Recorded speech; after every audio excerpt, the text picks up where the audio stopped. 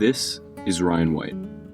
Growing up, he loved to ride his bike, read comics, watch movies, and had a knack for skateboarding. But Ryan was different. At a young age, he was diagnosed with acquired immune deficiency syndrome, or AIDS for short. This diagnosis sent his life into a downward spiral and caused him to face discrimination no child should have to face.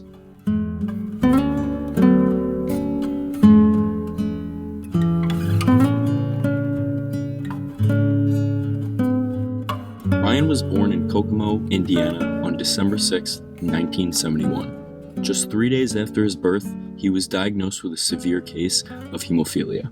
Hemophilia is a medical condition in which the ability of the blood to clot is severely reduced, causing the sufferer to bleed severely from even a slight injury. To treat this, he received weekly blood transfusions. Other than this disorder, Ryan primarily lived a healthy childhood. That is until December of 1984. Ryan was admitted into a local hospital with an extreme case of pneumonia. Then, just a few days later, was diagnosed with AIDS. In 1981, a rare lung disease called PCP was found in a group of previously healthy gay men. More cases among gay men quickly came on the scene, primarily in Southern California. This suggested that the cause of immune deficiency was sexual, and the syndrome was initially called gay-related immune deficiency. This name was quickly discarded, because in 1983, reports began to flood in from females of men who had the disease, contracting it, suggesting that this disease can be transmitted through heterosexual sex. Thus, the term AIDS was born. At this time, little was known about the virus, so naturally, there were loads of untested blood donors. And for hemophiliacs, there was a high risk of administering an HIV-contaminated dose in a blood transfusion. It was learned that Ryan was one of the many hemophiliacs to contract the virus via blood transfusion. When he was diagnosed, his T blood cell count dropped to a dangerously low number of 25, and was given only 6 months to live. After his diagnosis, he was too ill to return to school, but quickly got back on his feet. By early 1985, Ryan felt he was ready to return to school. But once his diagnosis became widely known, the school faced immense pressure from a handful of faculty and parents to deny his admittance. So, when Ryan's mother finally asked if he could return to school, she was told by school officials he could not. So it was a long process through court hearings. We thought it would take one court hearing and we'd have all these medical experts in, so to speak, and everybody would be educated. But it didn't happen that way. It was really bad. It was, people were really cruel. People said he had to be gay, he had to have done something bad or wrong, or he wouldn't have got it. In a school of 360 students, 117 parents, and 50 teachers signed a petition encouraging administration to formally ban Ryan from the school. On June 30th, 1985, a formal request to permit Ryan's readmissions to school was denied by Superintendent James O. Smith. The family was devastated and immediately filed a lawsuit in an attempt to overturn the decision. But the court denied to hear the case until the issues at the administrative level have been resolved. So until then, Ryan was forced to listen to class via telephone. Ryan's mother was not happy about this system, since he will be missing out on all visual aids and would prefer to have him in class, like any parent would. A few months later, on November 25th, an Indiana Department of Education officer ruled that the school must follow the Indiana Board of Health guidelines and that Ryan White must be allowed to attend school. The school board quickly fired back with an appeal request, but the Indiana DOE once again ruled that Ryan must be allowed to attend school after an inspection by Howard County health officers. Ryan was examined by Dr. Alan J. Adler. Adler said his health examination indicated Ryan posed no health threats to his classmates and teachers.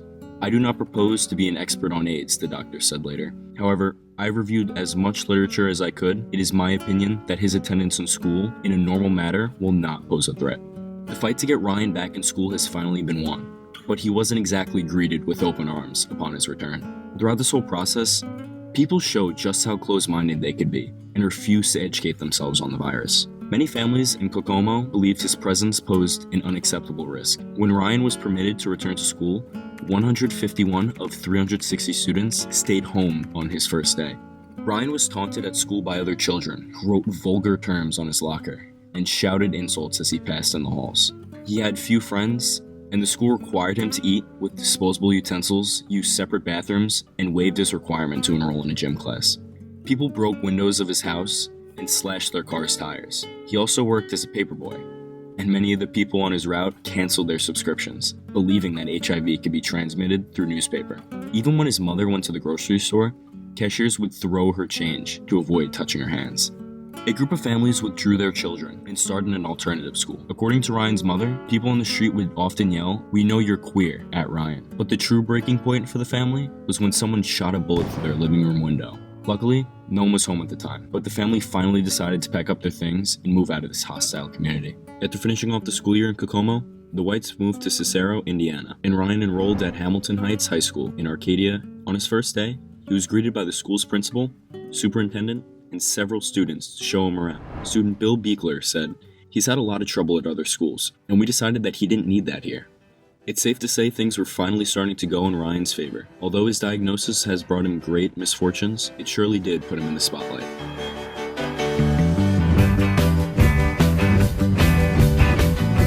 Between 1985 and 1987, the number of AIDS stories in mass media doubled. While banned from school, Ryan made frequent television appearances to talk about and spread awareness on AIDS, eventually becoming the poster child for the epidemic, appearing in fundraising and educational campaigns. Ryan's diagnosis demonstrated to many that AIDS was not exclusive to homosexual men. In his advocacy for AIDS research, Ryan always rejected any criticism of homosexuality, although not gay himself. Ryan was seen as the innocent victim of the epidemic.